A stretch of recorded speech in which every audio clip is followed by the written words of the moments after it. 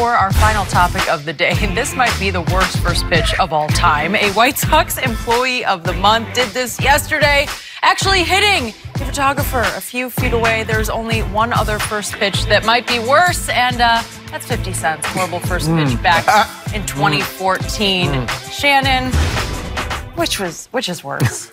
Skip, this one.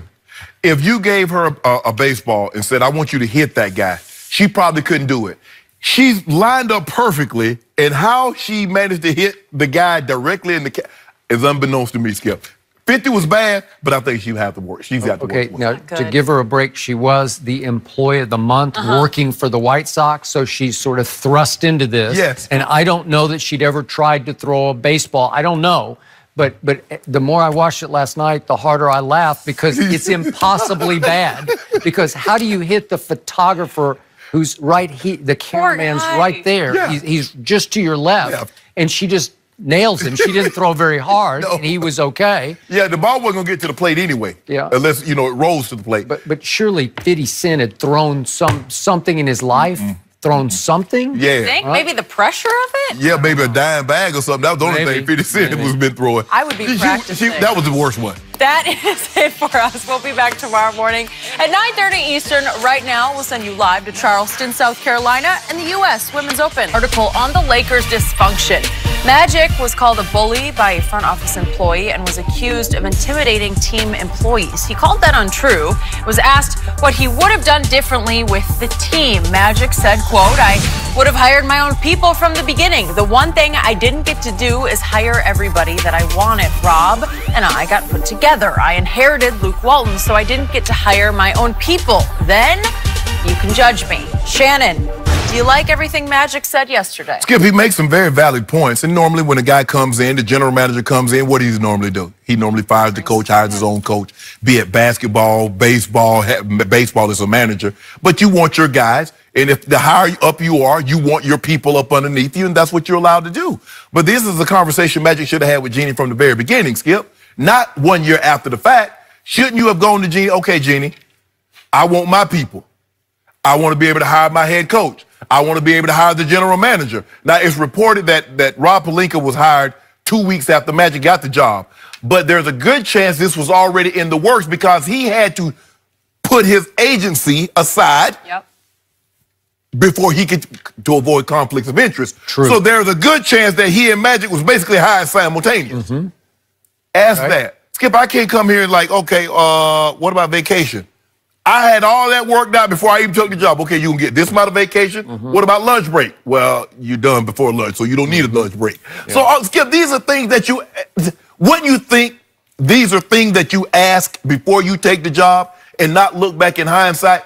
Magic is trying to dodge all the blame that everything that's going on with the Lakers now had nothing to do with me. Magic, you can't do that. You were a part of this. And it's easy to put all the blame on Rob. Yeah, he lies. We know he lies. But Magic, you got to wear some of this. You got to wear this coat too, Magic. This is a double X. It'll fit you. You got to wear it. And you're trying to dodge all this, and we can't let you, Magic. I'm sorry.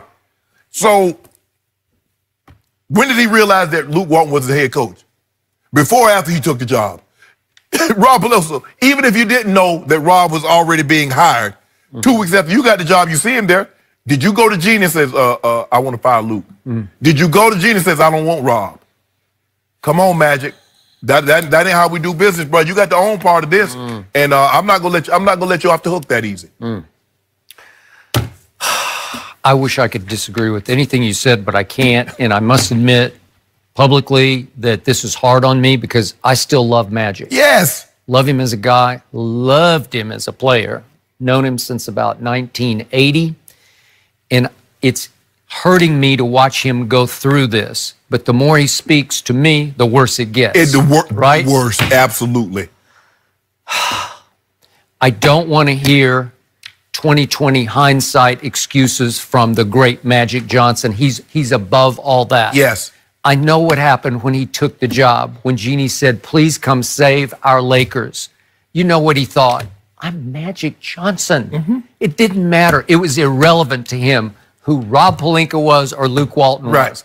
It was so irrelevant that Luke was the coach that the night he went to, quote unquote, recruit LeBron, because LeBron was actually recruiting him, but that night, midnight, July 1st of a year ago, he didn't even take Luke. And I told you, you said, well, he's Luke Walton, but he didn't take him because he's Magic. He's Magic Johnson, right? Right. That's all you need to close the deal that really was already closed. But again, he went alone, or at least that was what was reported. I don't know if anybody else went, but I don't think anybody went. And the coach, the head coach, definitely did not go. Why? Because he didn't need him. He didn't need any of the front office people. They were all irrelevant to him. And just one point of order, and I defended Magic yesterday to both of you when we talked about when the story first broke, about how hard, tyrannical he was on employees. It's how he played basketball. Right. He was hard on his teammates because at heart, in a basketball context, he's a cold-blooded killer. And yeah, he ran off a bunch of staffers. He fired a bunch of them. What did they say? Like 37% were dismissed over his tenure. Okay, I get all that because that's who he is. But the reason HR didn't come to him, the reason he wasn't called on Jeannie's carpet is, remember, what was the big point of the ESPN story?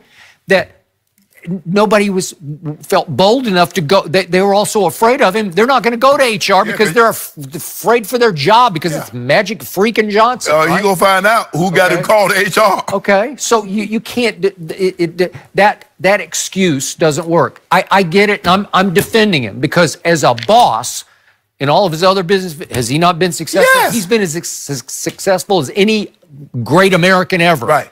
He is dominated in business in many facets, and he will continue to do so. You know why, Skip?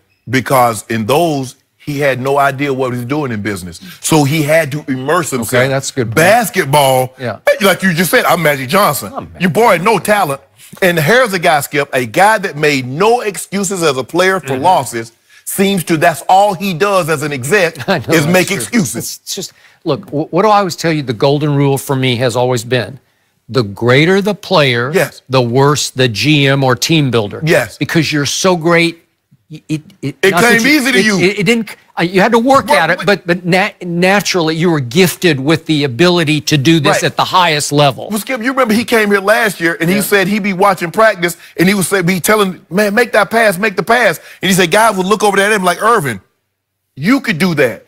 They can't do that. You see the thing that came so natural to you. Right.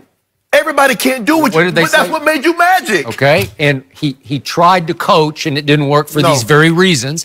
Jerry West tried to coach, and it didn't work for these reasons, because he's just pulling his hair out. Well, why can't you do? No, you could do it because you were Jerry West. Right. You could shoot that shot. You were Jerry West. Right. Okay. I mean, Larry Bird won Coach of the Year, but then he got to the point and said, I just can't do this. Okay. Man, these dudes here, man. All right. So to Magic's credit on ESPN yesterday, he did accept the blame, the criticism for his basketball moves, which were not good. No. Is that fair to say?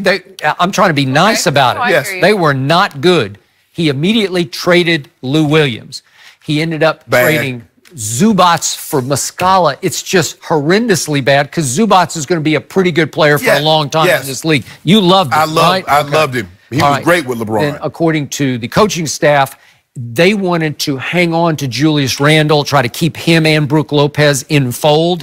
And Magic said, no, let them walk. We're going in a new direction. And then we get to the pullout quote from the ESPN story from one of the Laker assistants. I'm going to read it one more time because it makes us all laugh. That was Luke Walton. Was it Luke, you think? No, I was just making that up. We all had the same reaction the basketball world did. Like, what the F are we doing? Not only are we not getting shooting, but we're also getting every basket case left on the market. Basket cases, Lance, Rondo, JaVale, Beasley, right? It's just one after another.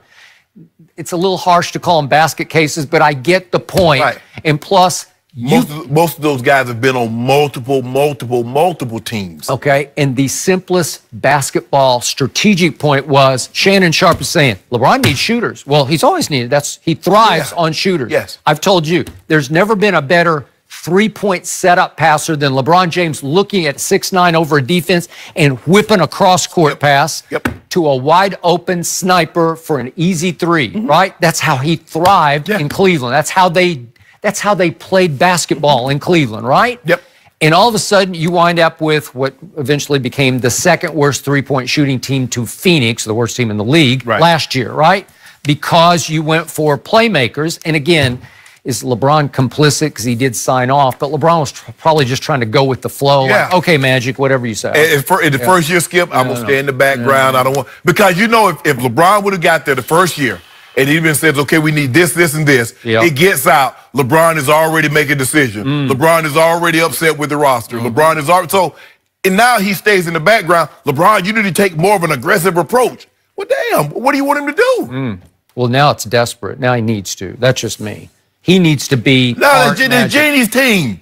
She got upset at LeBron and Rich Paul. Is being reported that they were trying to commandeer her team. It's her team. She need to take a more aggressive. How about this here?